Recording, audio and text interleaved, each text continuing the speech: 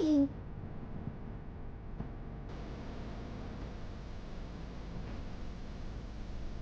Who are you?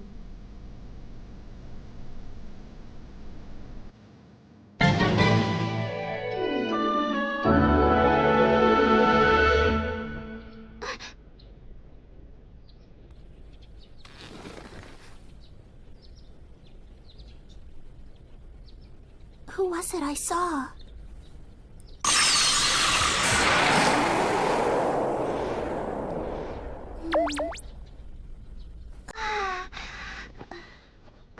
No, it's still so early.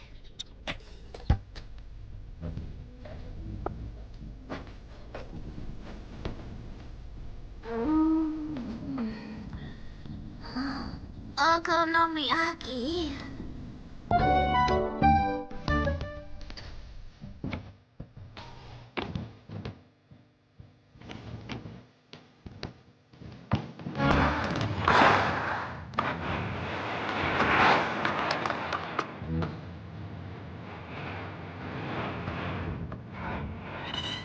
It's so nice to get up with some fresh air in the mornings, but then it's nice to sleep in too.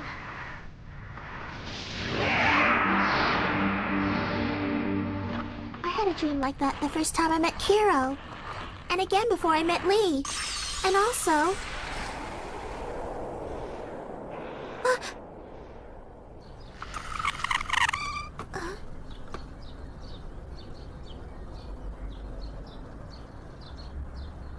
I met Miss Mizuki yesterday. My new teacher. She's so mysterious. Really? I'm sorry. Did I startle you? Oh no, good morning. Good morning, Sakura. Are you always out at this time? No, I woke up early today. That's why. Nilinis ko muna ang templo bago ko umalis. Ako lang ang nag-iisang babae dito kaya walang ibang gagawa nito. Masayang-masaya ako kahit nagmamasdan kayo si Teacher Mizuki. Tutulungan ko na po kayo. Parang pamamasyal mo. Okay lang po yun. Tutulong na rin po ako. Yukito!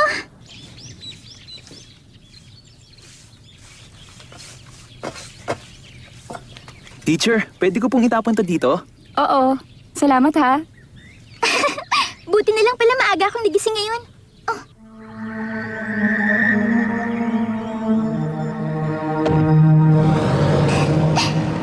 Mag-iingat ka sa kanya, Sakura. Sa tingin ko, hindi siya pangkaraniwang tao.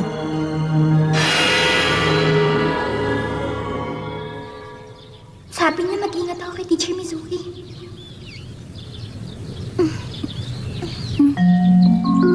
Ang saya-saya ko talaga kapag nakita ko si Teacher Mizuki.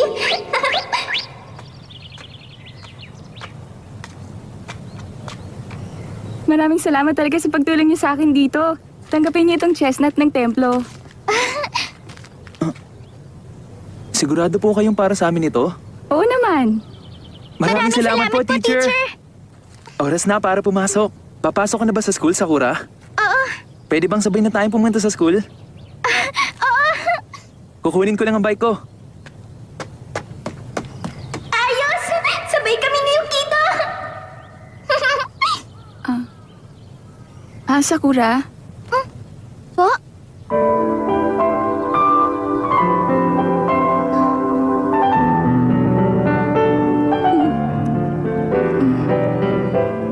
Wala, kalimutan mo na. Dapat alam mo kung anong ibig kong sabihin.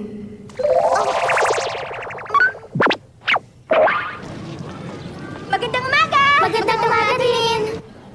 Tomoyo, magandang umaga! Magandang umaga, Sakura! Sakura, kapag masayang-masaya ka sa umaga, isa lang ang ibig sabihin yan. Dahil kay Yukito, tama ba ako? Oo, tama ka dyan. At ang isa pang dahilan ay... Ito! Ano yan? Alam mo, binigay ito sa akin ni Teacher Mizuki. Sinabi ko na sa'yo na mag-ingat ka sa teacher na yun! Ali! Pero kasi... Hoy, Shaoran! Nakakainis ka! Bakit bigla mo ako iniwan habang nagsusot ako ng sapatos ko? Aba, mukhang masarap yung hawak mo. Gusto mo ba, ha, Maylene? Oo ba, kung bibigyan mo ako eh. Una, diinan mo ng ganito. Tapos buksan mo, tanggalin ng balat. Oh, okay na. Ang galing mo!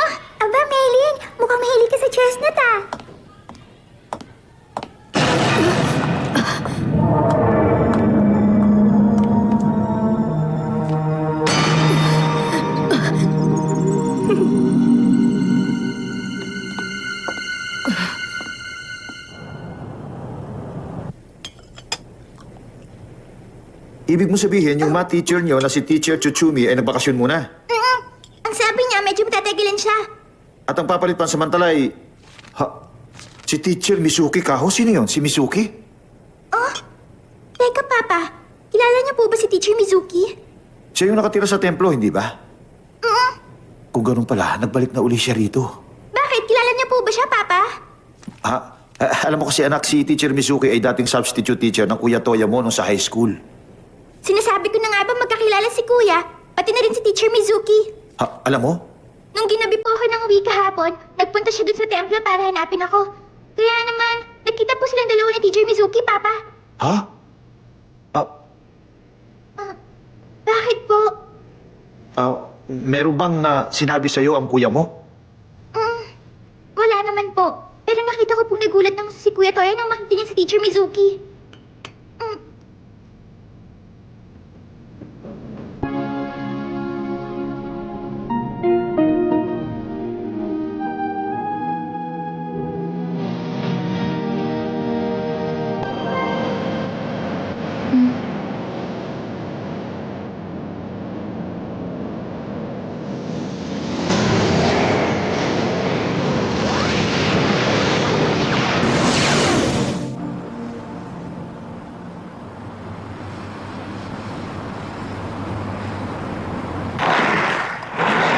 Sigurado ka ba talagang claw card yun, Kero-chan?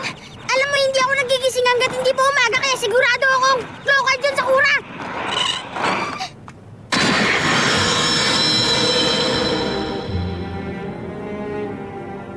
Ito ang Chokimini Temple. Nandito ang claw card! Ha, talaga? Nandito na naman? Dito rin namin nahuli sa lugar na to yung maze card, Kero-chan. Kasama ng misteryosong teacher nyo? Anong klaseng card kaya yun? Isang uri ng card na nagtataglay ng napakalakas na kapangyarihan. Lee! Alam ko yan! Kaya nga ako nagising dahil minaramdaman ako malakas na kapangyarihan! Bakit? Si Maylin. Iniwan ko siya. Hindi pa siya tapos gumawa ng homework eh. Hindi siya patatapos sa paggawa ng homework! Ano ka ba, Kero-chan? Hindi niya rin gustong mangyari yun. Bagong lipat lang siya dito. Kaya naman, hindi pa siya sanay, no? Teka lang, nasan din si Tomoyo, yung laging kumukuha ng video sa Sakura? Masyado na kasing gabi, kaya hindi ko na siya tinawagan. Oh, tayo na! Nasa loob ng templong ito ang Locard! テンコネットバイカードロー16。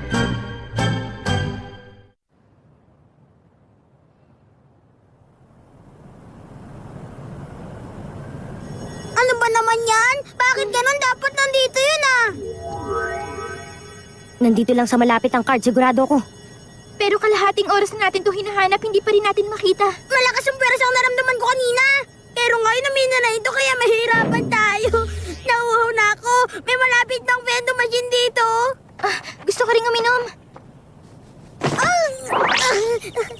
Kero-chan, ibili mo rin si Lee, ha? Oo na, sige na.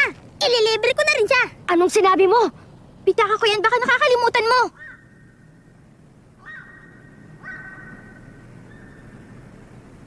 Ano sa tingin mo, Lee? Nasaan kaya ang claw card? Malapit lang to sa atin. At sa tingin ko, nagtatago ang card na to dahil nandito tayong dalawa. At kung tama ka, ito na ang ikalawang card na mahuli natin dito. Dito nakatira si Teacher Mizuki, hindi ba?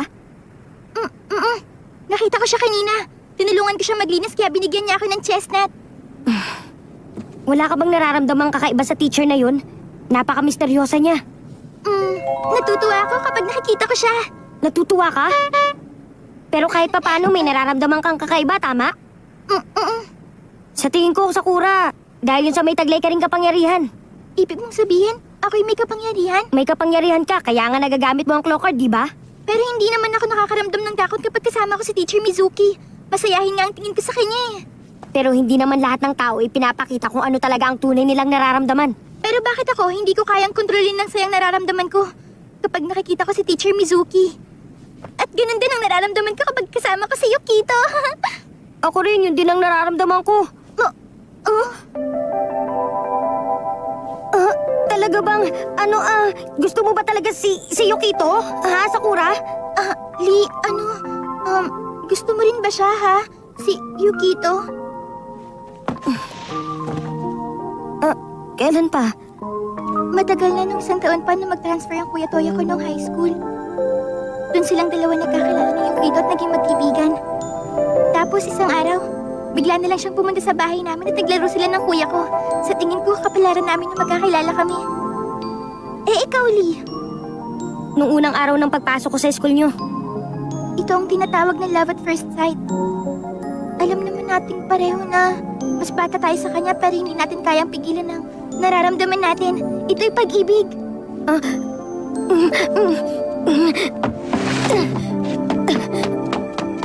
Sandali lang! Hintayin mo ako, Lee!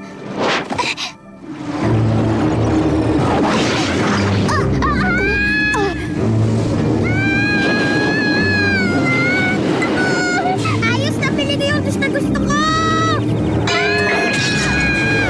Sakura!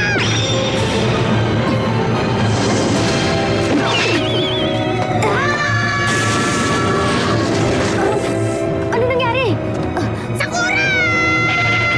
Nasa loob si Sakura ng punong to. Hindi maaari! Ang claw card niya na yung return card!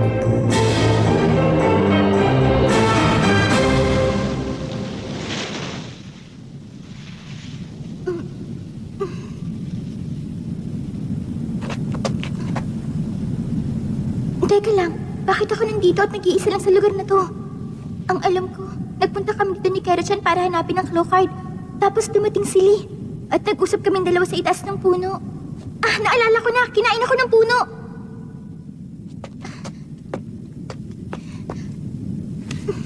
Ano to? Bakit walang butas?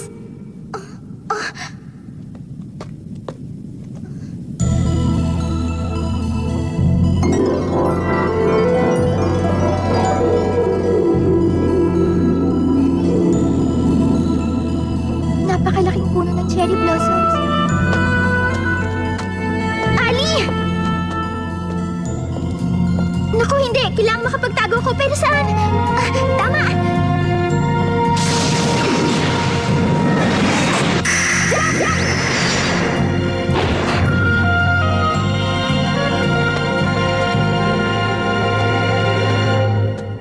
Si Kuya? Pauwi na ba siya galing sa trabaho? Anong gagawin ko kapag nakita niya ako? Teka, bakit ganun? Bakit suot niya ngayon ang uniform niya sa school?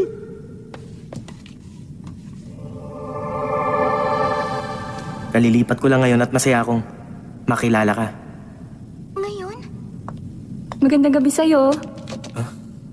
Nagdarasal ka pa sa ganitong oras ng gabi? Si Teacher Mizuki? Kakalipat ko lang dito. Kaya nagbigay pugay ako. Nagbibigay pugay?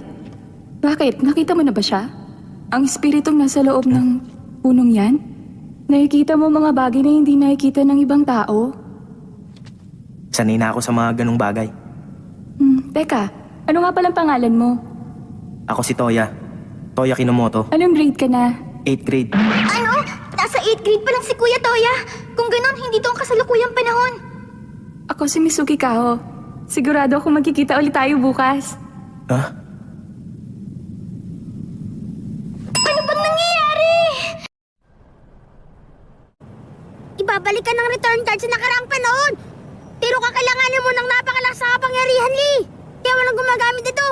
Kung ganun, paano to nagkaroon ng buhay, Kero-chan? Marahil dahil banal ang punong kahoy niyan sa likod mo. At napakaraming enerhiya sa loob nito. Ginamit ng kadang enerhiya ng puno. Pero hindi pa rin sapat ang enerhiya ang nagagaling dyan. Kaya hinintay nitong may umupo sa ilalim ng puno na nag-iisa. At isa pa, kabilugan ng buwan ngayon.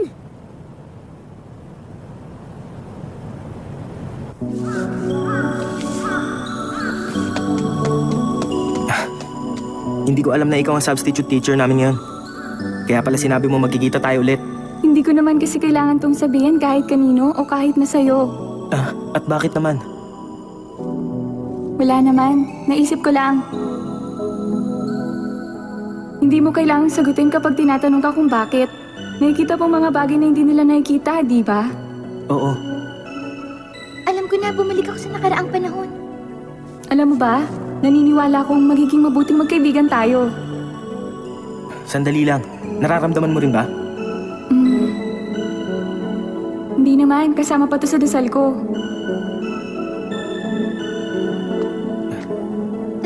magkakilala nga. Sila Kuya at Teacher Mizuki. Anong mangyayari sa kanya doon, Kero-chan? Walang masamang mangyayari kung mag-aabot ang nakaraan at ang kasalukuyang panahon. Wala ba ibang paraang magagawa? Mayroong paraan, kaya lang. Halika dun tayo. O sige. Baka mawala ka na naman, ha? Gusto ko din, oh. Uy, tingnan mo, ang ganda nun, oh. Mag-aaral ka sa abroad? Kailan ka aalis? Bukas na. Bakit hindi mo agad sinabi sa akin? Dahil alam kong malulungkot ka, hindi ba, Toya? Hanggat maaari, iniwasan nating dalawa na maging malungkot. Dito sa punong to tayo nagkakilala. Tanda ko pa nung sinabi mong gusto mo ko, 1 taon na ang nakalipas.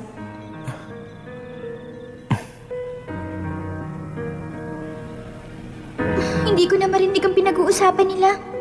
Masaya akong makasama ka. Walang sandaling nasayang sa ating dalawa at masaya tayong pareho. Na makasama ang isa't isa. Bakit ganyan ka magsalita?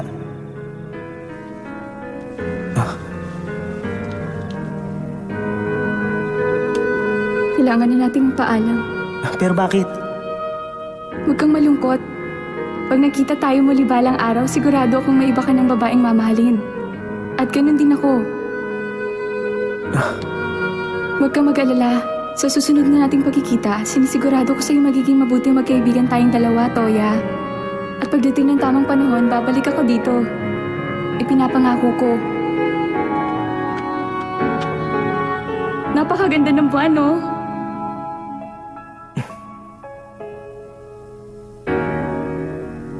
At kahit na ano pa man ang mangyari,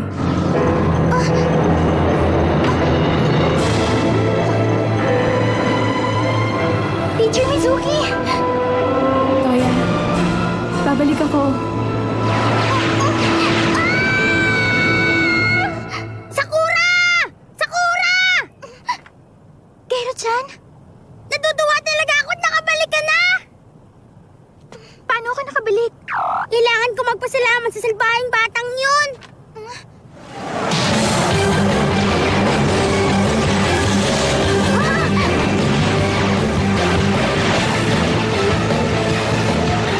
Sakura, yun ang totoong anyo ng Clockard!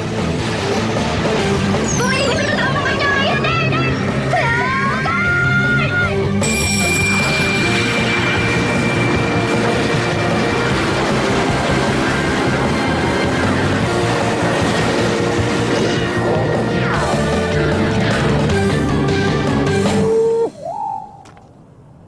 Mabuti naman nakabalik ka na.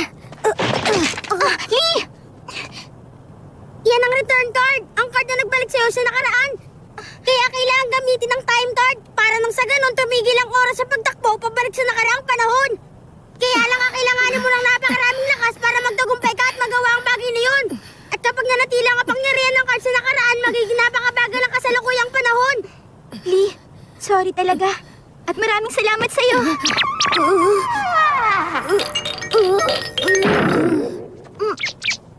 Lee, ayos ka lang ba? Hoy, Lee, gumising ka! Mabuti na lang.